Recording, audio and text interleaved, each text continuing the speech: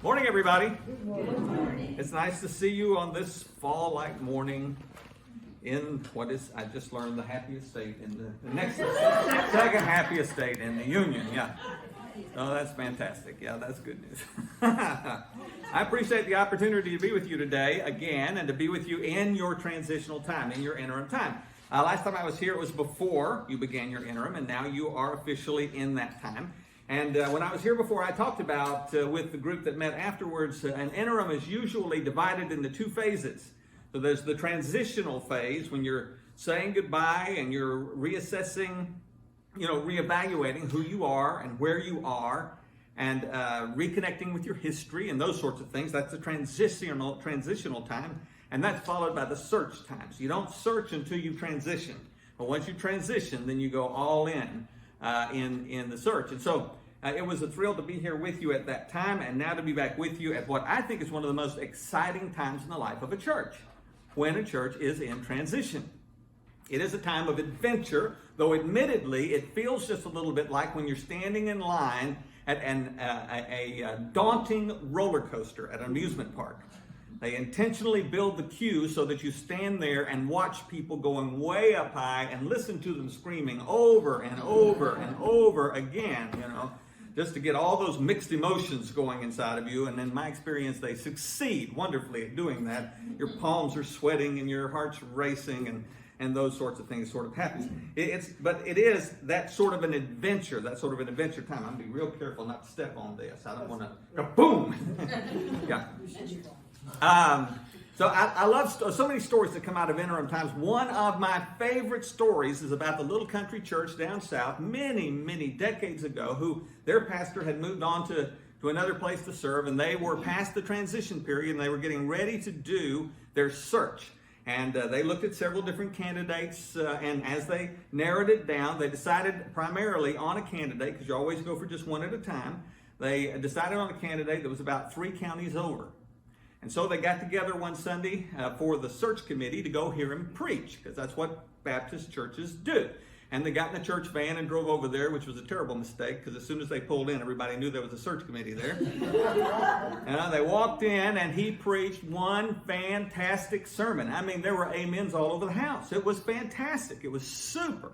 On the way home, they stopped at the Cracker Barrel and had lunch together as a search committee, talking to one another about that sermon. That was fantastic. Well, it was maybe the best sermon I've ever heard, they thought to themselves, And so they had their meeting scheduled for a week and a half later, and they got together a week and a half later, and everybody was still inspired by that wonderful sermon.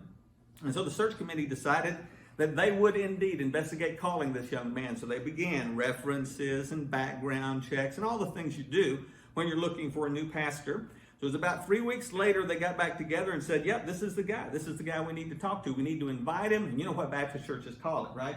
It's to preach in view of a call. I love that phrase. It's the shortest thing that the preacher's going to do, the pastor's going to do in a week. In a week, he's going to counsel people, visit people, present the gospel to people. He's going to mow the yard at the church building. I mean, he's going to do 1,000 things, but we want to hear him preach in view of a call. So that's what they did. They sent out an invitation. He thought about it and prayed about it a little bit and agreed to do it. So it had been 6 weeks when he came to preach in view of a call since the committee had heard him preach. And he came, and I got to tell you, folks, he met with Sunday school teachers and deacons and leaders and committees in the church. And then he stood up to preach on that Sunday morning, and it was a home run. It was, some of the people in the church said, this is the best sermon we have ever heard in our whole life. The search committee thought, it is. And it sounds familiar.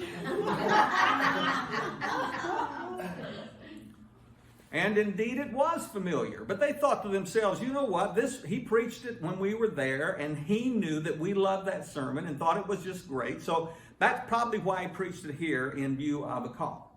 And so the church met a week and a half later. Their constitution required 10 days of prayer and contemplation. And so they got together a week and a half later on Wednesday night, and they voted unanimously, which almost never happens in a Baptist church, to call this young man to be their pastor. And they called him up on Wednesday night, and he was overwhelmed by the call and that it was unanimous. And he said, may I please have 36 to 48 hours to pray once more and talk to my family once more and make sure we're all on board? They said, sure. So on Friday, he called them back and said, I'm in 100%. I believe God's called me to be your pastor. But here's the deal. The church where I'm serving, I'm obliged to give them a 2 weeks notice. And our family has already scheduled a vacation for 3 weeks from now that we've paid for and we can't get our money back on. And the kids have been looking forward to it.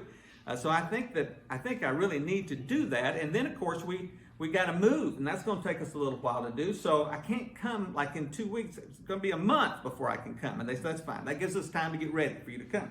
And they did. They planned all sorts of things. They sent notes out to the whole community. They ran something in the local paper. Come meet our new pastor. Put a big sign out on the front yard about it. It was a very big Sunday. The choir practiced for 5 weeks in preparation, a special that was going to be special. And they got together on that Sunday morning. They had a great celebration time. They had a great song from the choir. And the preacher got up to preach. And I'm telling you, he absolutely, if you were up front, you would be under the spout where the glory came out. He just landed that puppy. It was the best sermon that some of them had ever heard. And the search committee knew it was because it was the 3rd time they'd heard that sermon. So the next Sunday, the chairman of the deacons is kind of rubbing his hands, and the search committee is a little anxious about the whole thing, but he gets up and he preaches, and he preaches the same sermon. So the chairman of the deacons comes to the search committee and says, my brothers and sisters, we prayed for you all for all these months, and you did a fantastic job. You really did. We're so glad that the Lord led you to the young man. But let me ask you, in your investigation, do you happen to know if he has ever preached a different sermon? And they said, well, truthfully, Pastor, we don't know. That's all we've ever heard him do is the same sermon.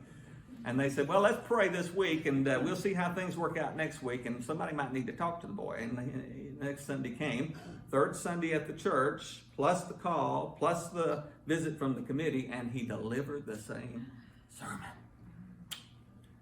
So the chairman of the search committee and the chairman of the deacons took him out to dinner that evening and said, Pastor, we need to talk. He said, all right. They said, first thing we want to say to you is that is probably the best sermon we have ever heard in our lives. And he just kind of embarrassed, oh, thank you. I appreciate that. Shucks. But we were curious about something. He said, sure.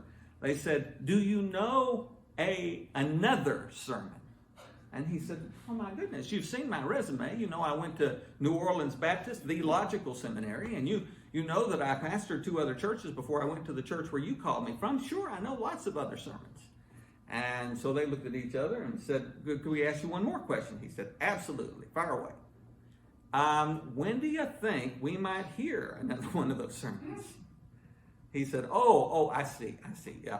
Well, as soon as you start doing this one, I'll move on to the next one. I love that story. Don't you love that story?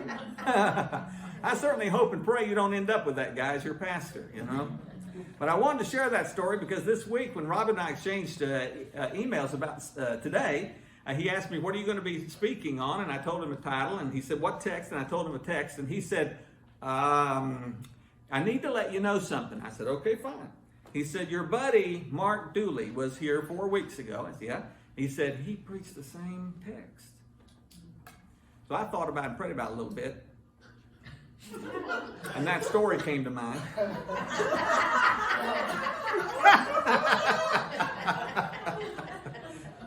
And I got to tell you, the Lord led me to the same text. So it would be disobedient on my part not to bring it again. Here's what I figured. Somebody missed Mark, the Class A sermon. He's a polished preacher. I'm just a school teacher, and so he's a polished preacher. And you missed that sermon, but God wanted to say something to you through this story. So he said to me, Millwood, I need you to do the best you can with what you have for Jesus' sake today. Or somebody's here and your mind was 1,000 miles away. Something else was going on in your mind, and so you didn't really pay too much attention to what Mark said. That happens to all of us from time to time, yes? And so maybe it's for you. Or maybe you were here and you paid attention and God said, I want to make this change in your life, and you still haven't done it. And God said, no, I'm serious. I want to make this change in your life. I'm not sure why, but I do know that he's led me to the same story. And I wanted you to know that I know that. Okay? But God's got a reason. And I'd like for us to approach him in prayer right now and present ourselves ready to hear what that reason might be. Lord, I don't really know why you led Mark and me to this same message for these good folks. No idea. But I know you did, and I know you have your reasons and your purposes for everything that you do.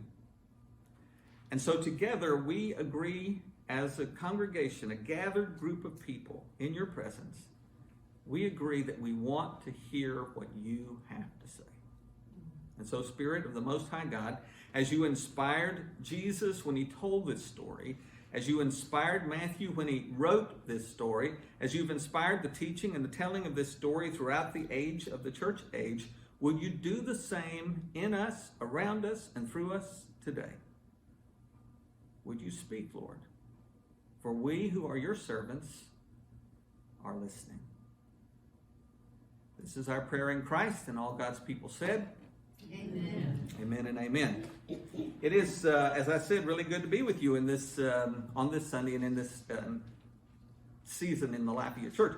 I need to quickly say thank you for being a part of the BCMD. I'm so grateful that you have been all throughout the history of your church, and you continue to be a part of the network of Baptist churches here in the Mid-Atlantic that to make it possible for Adele and I to be here in what is the second happiest state in the Union, and to serve the churches and the people here in this part of the world. So thank you for that.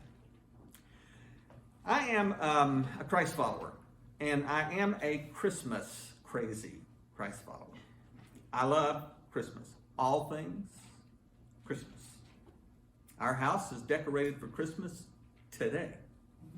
And if you'd come by 2 months ago, you would have found it was decorated then too.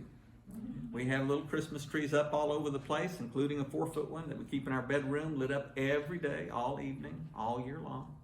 I just can't get over Christmas. I think it is the most remarkable thing, the incarnation, the celebration of God becoming a human. I don't know if you think about what that means. It means God had to be birthed and fed and changed. God had to learn how to toddle and fall down and scrape his knees and get up and learn to walk. When God chose to become a human being, celebrated in incarnation, this is the most radical message of any faith system ever in the history of humanity. It is amazing. And while the stories and the miracles of Jesus and the suffering and the death of Jesus and the resurrection of Jesus are all a part of that grand story, the truth of the matter is those things happened after a little girl in Nazareth believed a message from an angel and faithfully said, "Your will be done." The Christmas story is an amazing story. At our house, we love all things Christmas, though, everything Christmas. I plow through pumpkin spice season in order to get to peppermint mocha season. All right? It's the way we roll. I love it. I love the music of Christmas. We play Christmas music all year long. We play the carols of our faith all the way to that rather unfortunate song that describes Grandma's encounter with a reindeer on Christmas Eve. Everything in between. We listen to all of it. We celebrate Christmas all year long. Up to and including the legend that is built on the legacy of the real person. The real person being Nicholas of Myra, modern day Turkey, a small village in modern day Turkey, who was the bishop there. And the stories about him, which is a legacy that led to the legend of Saint Nicholas, Santa Claus. And all of the fun stories that go with Santa Claus's character, with the elves and the toys and the reindeer and the sleigh and all that kind of stuff. One of the stories, one of the legends built up around the Santa Claus character is that he keeps a list with 2 categories. Anybody remember the 2 categories? Naughty and nice. Why do we always go to naughty first? What is wrong with us human beings? We always jump there first. Naughty and nice. That's right. And for the nice boys and girls, they get on Christmas morning gifts, presents. And for the naughty girls and boys, they get Oh. What is up with that? I mean, I know they celebrate it in West Virginia because it's good for the economy, but it's cold. What is that all about, you know? That part of the legend is actually built on something that is extremely common for all of us who are human beings. And that is what is sometimes called an earning performance ethic. It's unconscious. We don't think about it. We really don't. It's just there in the back of our minds and just shows up in all kinds of ways. And it's actually built into us by our parents when we are tiny little guys and gals. And if you, as a parent, you did it and you didn't even think about it. It just happens. It's just natural. If your little one is good and they do what you've told them to do and they're just a delight and a joy and so much fun to be with, you just lavish them with love. You give them hugs and kisses and pat them on the head and celebrate. And here you can have chocolate today. I mean, his life is good, you know, for that child. And the same thing is true when they're ill. So if they're sick or they've injured themselves, we just pour out our love on them. But, if they're naughty, if they cross the line, if there is something we've told them 1,000 times, don't do that, and they do it anyway, and they almost look at you when they do it like, if that happens, we withhold those things. We say, you go to your room. You are in time. That's right. We withhold those things that we lavish on them otherwise. This is that earning, performing ethic at work unconsciously. And it happens when we go to school. We go to school. If we're just kind of, staying right with the pack, we get a C. If we do a little bit better, we get a B. If we're a super student, we get an A. But if we fall below the pack, we get a D. And if we fall way below the pack, we get a, which I can tell you by personal experience, does not stand for fine, or when you get home, fun. Neither one, right? It stands for failure, right? So if you can't do math, you're a failure, even if you're good at 1,000 other things.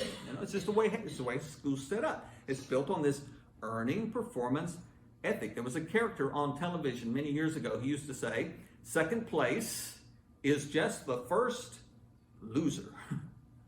You got to win or you don't win.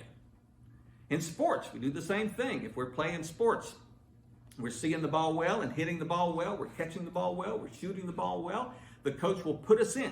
But if we're not doing those things well, the coach will bench us, which doesn't even sound nice, does it? To be benched, and that's and we carry it with us into adulthood. As adults, we carry it with us. If you do really good work at your work, you complete a project with exceptional clarity and with wonderful results, then you put yourself in line for a promotion or for some kind of perk that you wouldn't have otherwise had, or a bonus, or a raise, something like that. But if you don't, and you don't long enough, then you put yourself in line for the first time we have to downsize around here, you are the first hog up to the trough, right? This is the way it works in life, this earning performance ethic, unconscious. But here's where we get in trouble. When we take that view and we project it onto God. When we say, well, it seems right to me, it seems fair to me that the good folks get good things and the bad folks get coal. It seems good to me that if they've disobeyed, we should punish them, and if they've obeyed, we should celebrate it. It all seems good to me. If they're really good at this, they get an A, and if they're not good, they get an F, and they get in trouble. It just seems right to me. So since it seems right to me, it must be true for God. God must be that way. Now, all of us who are followers of Christ, believe in Jesus, put our faith in Jesus. We love the idea of grace when it is coming to us. We love that. But then we think to ourselves, that other goober, that neighbor who lets that tree grow across my yard, and I have fussed and complained for 15 years about it, and now it's fallen on my fence, and he will not pay for the repairs. The last thing I want to do is give him grace. I want to hear that he has contacted his insurance company and they're repairing my fence because it is only fair. Right? It's the way we think. It's the way we are. So we project this image onto God, either as this a mad dad, or as an accountant, or a Judge Judy kind of judge, or a benevolent dictator, or whatever view we hold about God, we project it onto God. And then we take it a step further. We insist that other people see God the way we see God. We create God in the image that we have, our image of what God ought to be like. And then we insist that other people see God that way. And if they don't, well, obviously, they are wrong. It's the way we roll. It's just sort of how our lives works out. Now, why does that matter?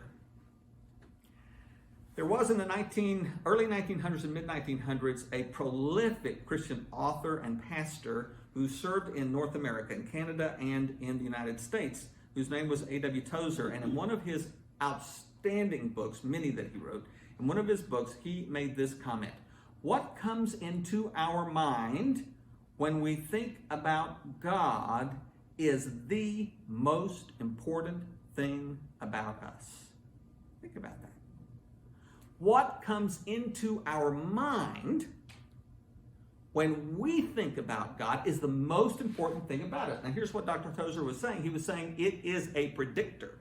It's a predictor of how you expect God to act, how you relate to God, the intimacy of your relationship, the depth of it or not, how you think other people must see of God, how you treat other people. It is the most important thing about you. If you see God in a way that is not true of God, then you present an image of God that is not God to other people. Do you follow that? It is the most important thing about us. Now, it is true for us unconsciously. It is true for people all around the world. It has been true for people throughout history. It was true for people when God, incarnate in human flesh, walked the earth. For example, there were people who believed that God was a cruel, exacting judge. There were people who believed that God was a sadistic accountant, keeping up with every little thing. There were people that believed that God operated using this earning performance sort of ethic. And my friends, these were the religious people who thought that, not the pagans. These weren't just the religious people. These were the religious people who followed the religion of the Hebrew Bible, the Judaism, the faith that followed Abraham.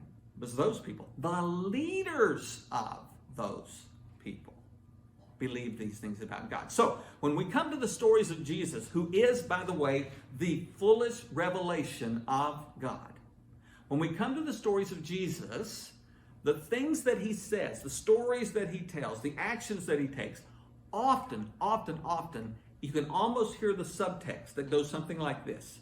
I know you think God is like, fill in the blank, but I know God, and God is not like that. You follow? That's what brings us to this story today, is the fact that there were a whole bunch of people who believed this earning performance sort of ethic accurately described God. And so Jesus told the story that is in Matthew chapter 20. I want to read it from the text. I know you heard it just 4 weeks ago, but I want you to listen to it one more time, because then I want to retell it in contemporary language so that we're actually living in the story as it was told at that time. Are you ready? Deep breath. All the fuzzy stuff out of the brain, gray matter alive. Here we go. The story begins this way, not once upon a time, but like for many of Jesus' stories, the kingdom of heaven is like. The kingdom of heaven is like the landowner who went out early one morning to hire workers for his vineyard. He agreed to pay the normal daily wage, which is 1 denarius, and he sent them out to work. At 9 o'clock in the morning, he was passing once more through the marketplace, and he saw some people standing around doing nothing. So he hired them.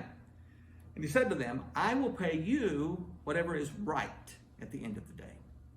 So they went out into the vineyard. And at noon, and again at 3, he did the very same thing. At 5 o'clock that afternoon, he was once more in town, and he saw again some people who were standing around, and he said to them, "Why have you not been working today?" And they said, "Nobody offered us anything to do." "Well," he said, "go out and join the others in my vineyard." And that evening, he told the foreman to call of the workers together and to pay them, beginning with the last workers first, the 5 o'clock group.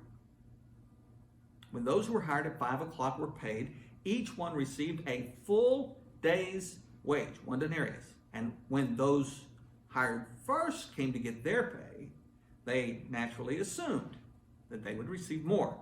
But they too were paid a day's wage. And when they received their pay, they protested to the owner. "Those people over there, they worked only 1 hour," they said, "and yet you paid them just as much as you paid us, who worked all day long in the scorching heat." He said to them, "Friend, I have not been unfair.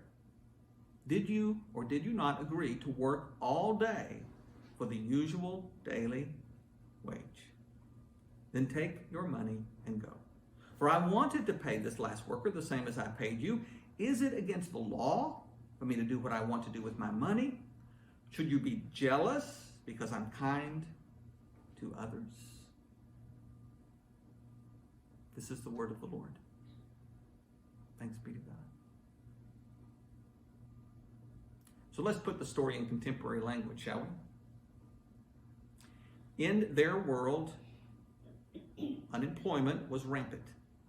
There were some craftsmen, there were some people who had careers and jobs, but generally speaking, there was a high rate of unemployment. People had to pay a lot in taxes to the empire, dun, dun, dun, dun, dun, dun, dun, dun, dun, to not just the big empire, but to the local government places along the way. And then the tax collectors of all people, they were cruel because they were given authority not just to collect those taxes that were assessed by the government, but then to decide to their own salary and charge that money to other people. What a great job, huh? It's going to make you popular, the person that everybody invites to the parties. Not at all.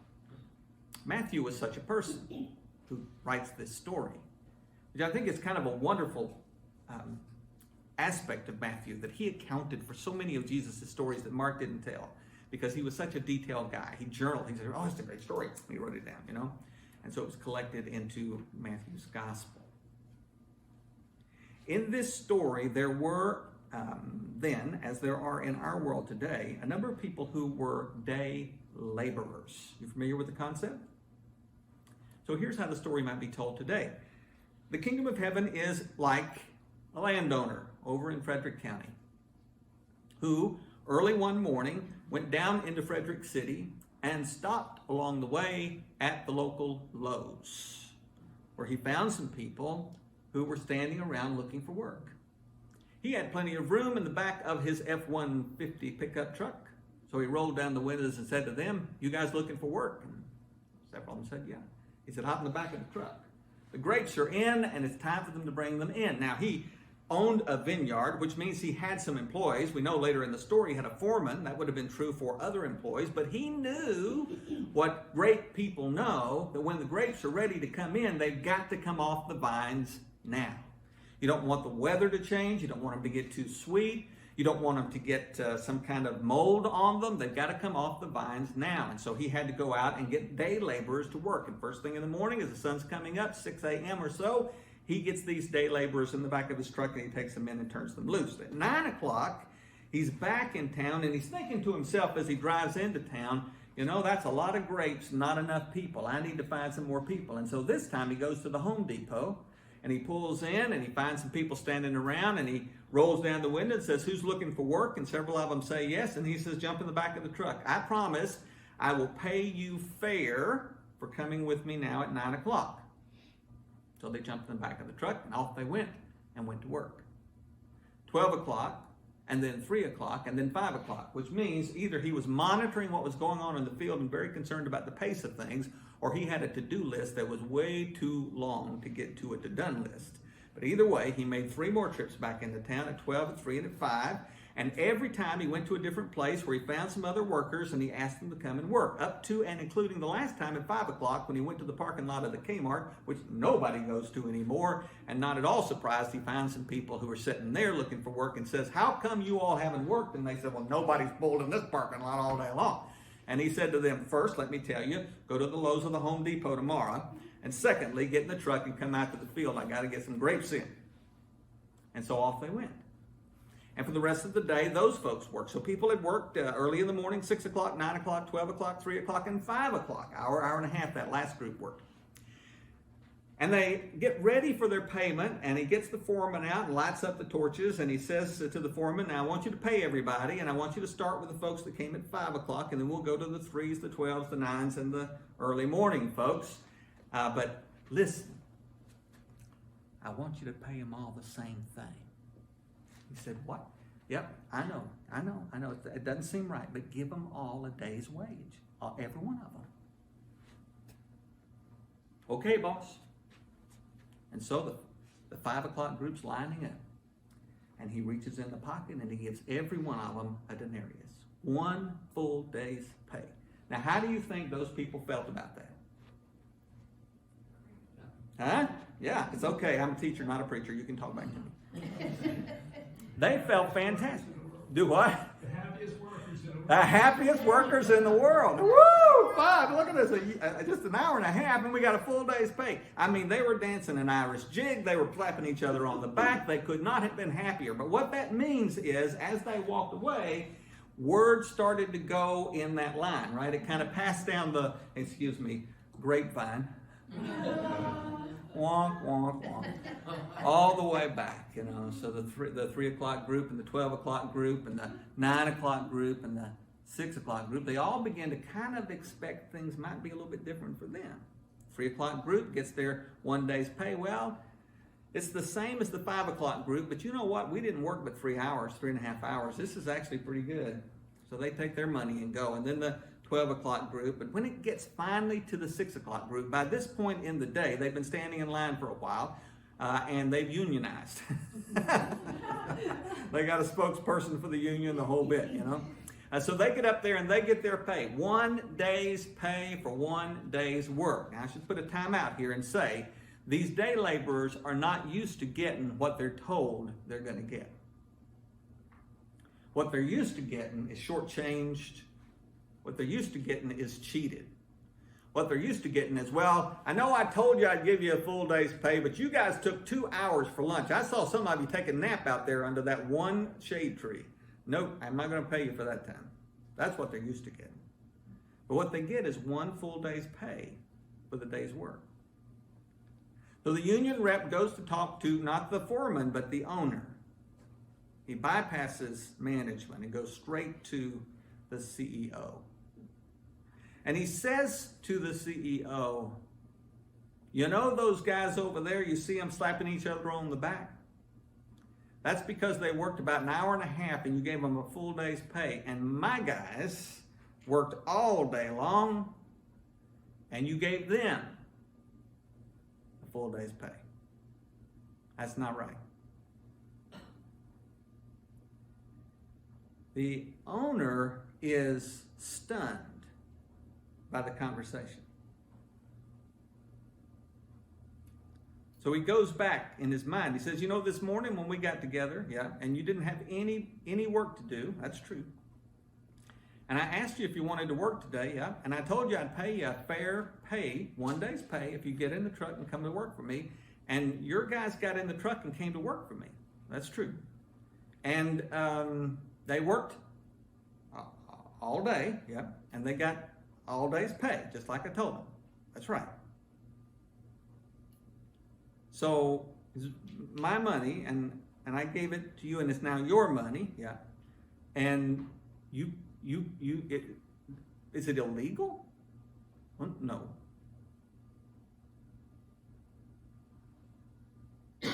Then why are you jealous? Because I happen to be kind. He was stunned by the reaction of the folks. He calls the guy in the morning when he picks them up in the truck. They're day laborers. In the evening when he's talking to him, it's a friend. friend. How is this? In the morning when he picks him up, I promise you I'm going to pay you. In the evening, this is now your money. Take your money. Go out, buy the Chick-fil-A, pick up some nuggets, take it home for the kids, enjoy the evening. Have some sweet tea, too. It's just going to be a great time for you in your house. I mean, when's the last time you got paid a full day's pay for a full day's work? Don't fuss about it. Enjoy it.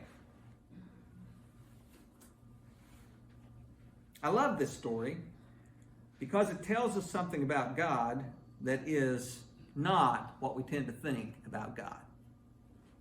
I love this story because when I started, and you all remembered, oh yeah, I remember when Mark was here now, and I remember the story, and I remember how he told it, and how he preached it, and everything. And you probably thought I've read this story before. We had this story in Sunday school last year, or year before last, all these sorts of things. You started nodding your heads as soon as I started to read it because you knew where it was going, right? Just like that, nodding your heads, yeah? And that's exactly the way it was this day when Jesus told this story. Exactly. When he said, the kingdom of heaven is like the landowner who went out early one morning to hire workers in his vineyard. He agreed to pay the normal daily wage and he sent them out to work. As soon as he started the story, the people are sitting around listening to him and go, oh, I know this one. This is a good story. You're going to love this story. Because rabbinical history tells us this is a story that the rabbis told in the synagogues and in the communities where these people lived at that time. When Jesus started the story, they all said, yeah, I know this one. This is a good story. This is a good story. Until the end. In the story that the literature says the rabbis told, this is the way the story ends. That evening he told the foreman to call the workers in and to pay them beginning with the last workers first. And when those who were hired at 5 o'clock were paid, each received a full day's wage. And when those who were hired first came to get their pay, they just assumed that they would receive more, but they too were paid a day's wage. When they received their pay, they protested to the owner. Those people worked only 1 hour, and yet you paid them just as much as you paid us who worked all day in the scorching heat. By the way, it's the first time that the weather forecast is mentioned in the whole story. And he answered them and said, you are right. You worked longer, you worked harder, you deserve more. Now, doesn't it make sense that the religious leaders who were paid by the members of the synagogue would say those who work longer and work harder deserve more? Doesn't make sense that those who were the volunteers in the synagogue would delight hearing someone say, you worked longer, you worked harder, you deserve more. Makes sense, doesn't it? They loved that story until Jesus got to the end in his version. And in his version, this is not a story about law and fairness. This is a story about grace and generosity. This is not about a God who is squeezed into a box and plays by our rules, but it is about a God who, with abundance, pours out his favor on folks because he is good. He is kind, not because of them and their performance. Brennan Manning was a Roman Catholic priest in New Orleans who fell in love with a lady in his parish and did the right thing. He left the priesthood and married her and raised a family with her and became a spiritual formation writer over the course of his life, an extraordinarily honest spiritual formation writer. One of my favorite books is a little book that he wrote that's called The Ragamuffin Gospel. In one of his books, not that one, but in one of his books, Manning makes this comment. Jesus reveals a God who does not demand, but who gives, who does not oppress, but who raises up, who does not wound, but who heals, who does not condemn, but who forgives.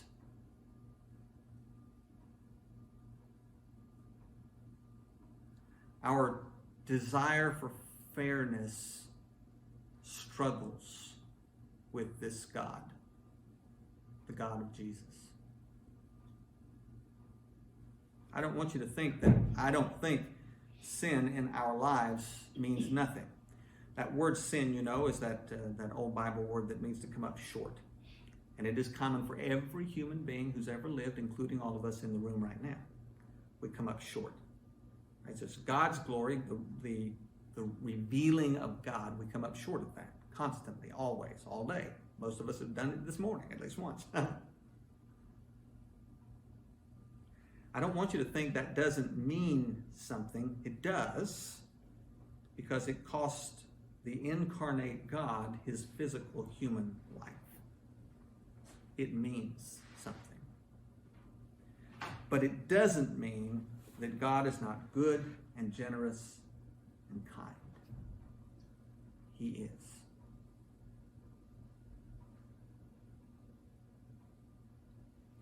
So back to Dr. Tozer. What comes into your mind when you think about God is the most important thing about you. It will shape how you relate to God. It will shape how you relate to your children, your grandchildren, your spouses, your brothers and sisters, and uncles and aunts. And it will shape how you relate to that neighbor whose limb fell on your fence. It'll shape how you relate to the person in front of you at the Walmart who is taking forever to get through the line. It will shape everything about you. What comes into your mind when you think about God will shape everything about you. So, when you think about God, do you think about fairness and law? Or do you think about grace and generosity? It makes all the difference in the world. It is your habit at the close of a worship time to sing one more song together. And so we're going to do just that. But in this time, I want to ask you to meditate on that question. What does come into my mind when I think about God? How do I picture God? The way those religious leaders in Jesus' day did?